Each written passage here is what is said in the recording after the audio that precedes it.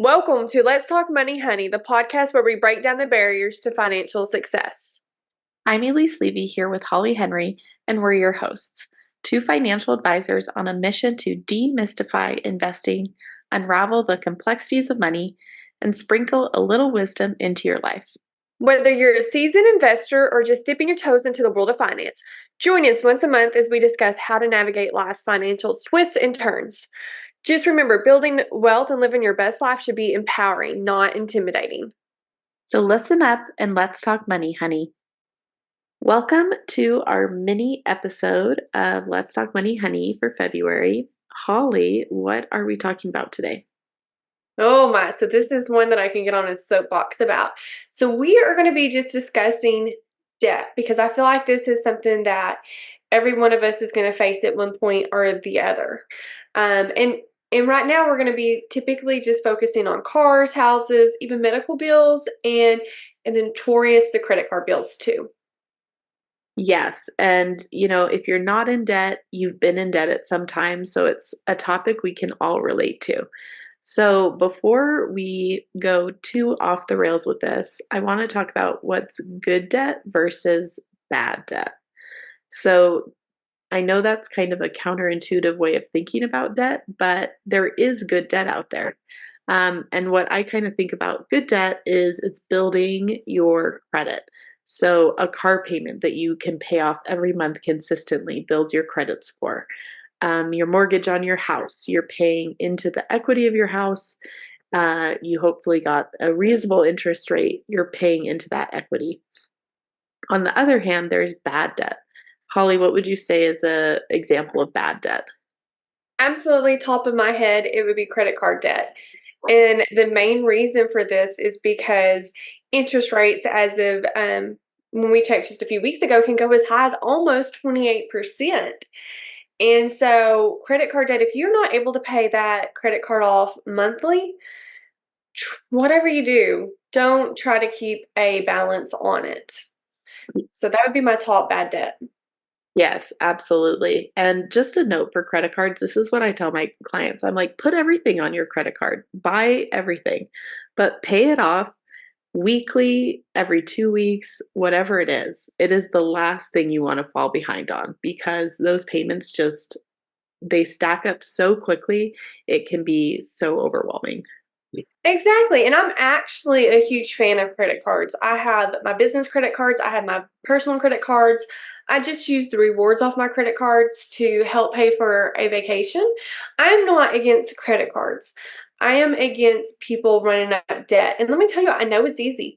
I know it is so easy when you go into a store and you find something that you feel like you have to have in that moment. And you think, swiping the card and going on instead of having to pay cash. So it is so easy. I think to me that's the easiest debt to go into is credit cards. Yes, absolutely. And if you are in credit card debt specifically, there are options of getting out of it. Obviously, you can pay it off if you have maybe some extra money lying around in your savings. You can also get a personal loan to pay off that credit card debt because chances are that interest rate is going to be so much lower than that number Holly said, which I think is like at 27.9% right now for credit cards.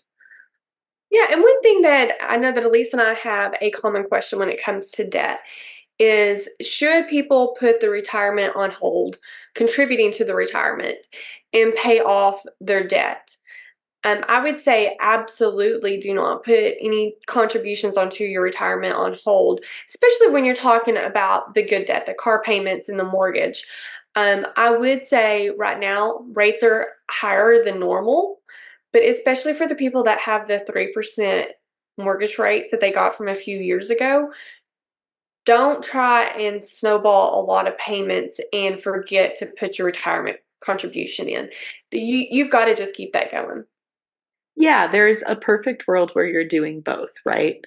You're contributing to your retirement and you're also paying off that debt that you have, whether it's student loan debt or or a house payment or something along those lines. So when we are talking about paying off debt, there are two kind of approaches that we recommend. And it's more based off of your personality, I think, than anything. So that's the avalanche method and the snowball method. The avalanche method, it refers to going after your highest interest rate first. So, like we were talking about, that's probably your credit card debt. So, you would pay off your credit card debt first and work your way through your debt based on the interest rate. Why is that good? It's the most practical way to do it. It makes the most sense logically, but it might be hard to maintain that. So, the other method that we often suggest is the snowball method. And that's where you go off of the smallest amount first. Why this is good is because if you think about how our brains work as humans, a success keeps you going on the track. So if you could pay off that small debt first, you're more inspired and more motivated to keep paying it off. So it's more just, like I said, how you operate as a person and what you think you'll be able to stick to. Holly, do you have a preference of these two? So I actually like the snowball method.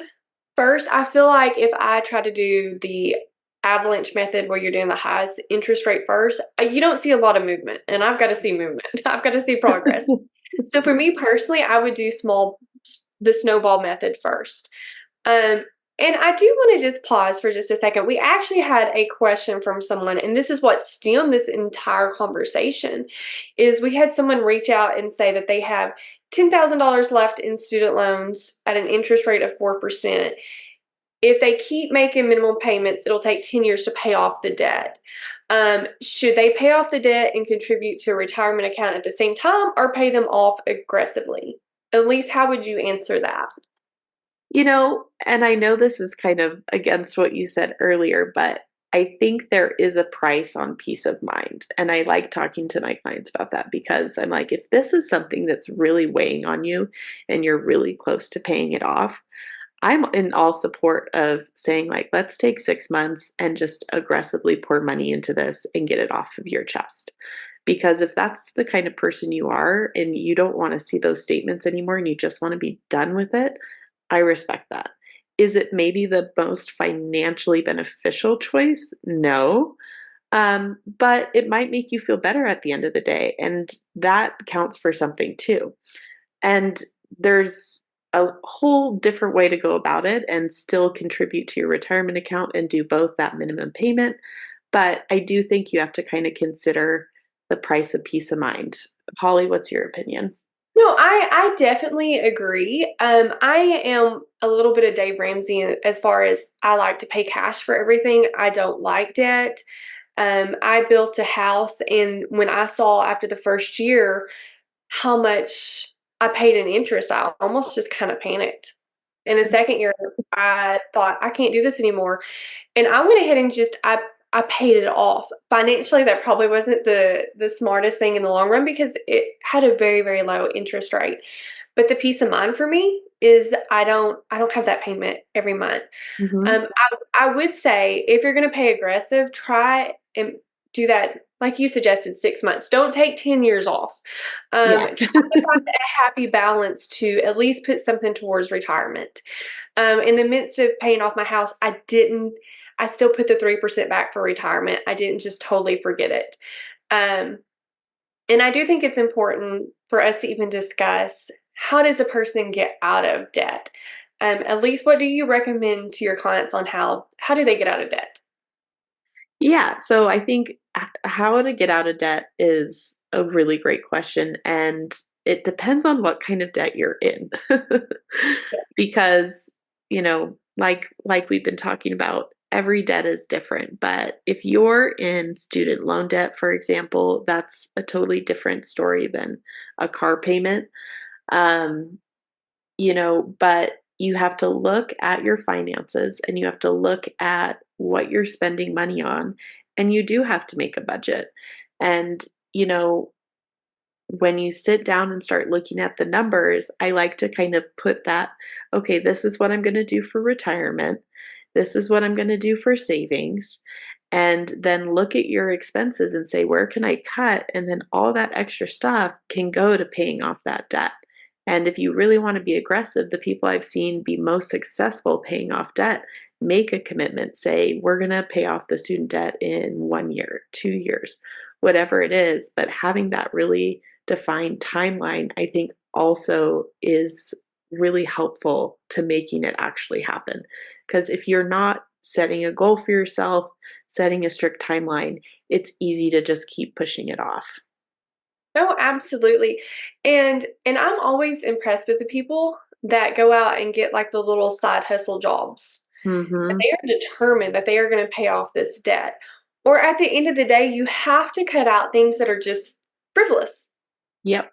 Don't have to have the Netflix subscriptions. We don't have to have the over the top cell phones or the designer jeans. In fact, there was a quote that I read that really just stuck out to me, and it's don't buy the things you can't afford with the money you don't have to impress the people that you don't even like. And I feel like in today's society, we're all about owning things. And instead, we've got to almost like change the mindset of that's got to stop. And we have to quit buying the vehicles that we can't afford the payments on. Mhm. We have to quit buying the homes that is just way out of our budget. And we just have to scale back and be totally okay with that, knowing that we are going to cut the debt and that our financial future is going to be more secure because of it. Absolutely, and I think, like, one big thing I work on with my younger clients, like 30s, 40s, even 50s, but when they get a raise at work, I'm like, "How can we just keep your lifestyle exactly the same Mm. and use this raise to benefit you, either saving more for retirement or paying off debt that they have, and not changing their lifestyle?" Because that's, I think, the problem is the second you get more money, you wanna spend more money. Oh, absolutely. And I think when we talk about clients that have a lot of money, from what I've seen, and at least I definitely want you to chime in, they're not typically the ones that have the brand new vehicles. No. They're not typically the ones that live in these enormous homes. They live a very modest lifestyle because they are just accustomed to saving. And I think that that is a lifestyle that society as a whole speaks against. Society wants us to go out and use that credit card and buy something that in 6 months we're probably not even going to care about. I mean, I think we're all there. Well, and it doesn't help that social media is giving me ads all the time on all the things they know I like. Oh, that is, I can get on Facebook and there will probably be 10 vacation ads pop up because that's my weakness. I love to travel, but unfortunately, travel is just, it's not cheap. And so, again, at the beginning of the year, I set a budget on this is how much I'm going to spend on traveling. And if the money's not there, the kids and I are just not, we're just not going to go. Yep. Or you'll scale back. That's one Yeah. of the things, we've been looking at our budget, and we still wanna travel a lot this year, but it was a tighter year financially, so we're gonna do a lot more road trips, a lot more camping, stuff that's not as strenuous on the budget, but we still get out of town and still get to have fun. Absolutely. And I think that's what people have to remember is to think about ways of cutting back. Even with my kids, and I have a good career, but my kids buy or wear a lot of used clothing. We can spend so much money, so much money on clothes, and my daughter's at that age to where she loves Dillard's and name brands. And my whole thing to her is when she gets a job, she can have that. She's 11, she's not gonna be going to work anytime soon. And until then, Sheena's gonna be her best friend, or she can buy those name brand clothing used. Um, she's had to learn at a very young age that this is the budget.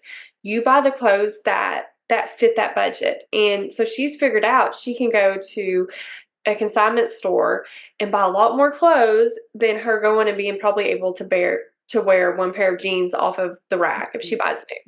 Oh, that's so funny. I think I had my first job at 11. I had my own cake business, and I was selling mini cakes to anyone who would buy them in the neighborhood. Oh, that's maybe what I need to get my daughter to do because she is expensive already. So She needs to Whoever open her lemonade stand and start selling. Yes, yes, especially if she wants to keep wearing these Nike Air Force Ones and this and that. But the point of this like mini podcast is just for Elise and I to come together and just discuss debt. And if there's any questions that any of you have specifically about the debt that you have and about investing, please don't hesitate to reach out to us. Absolutely. And I'm going to end our podcast with this great quote from Dave Ramsey, the debt guru. You will either learn to manage money or the lack of it will manage you. All right. Thanks for listening and tune into our next episode. This is our mandatory disclosure statement. Elise Levy with Legacy Wealth Planning in Reno, Nevada. Securities offered through LPL Financial, member FINRA SIPC.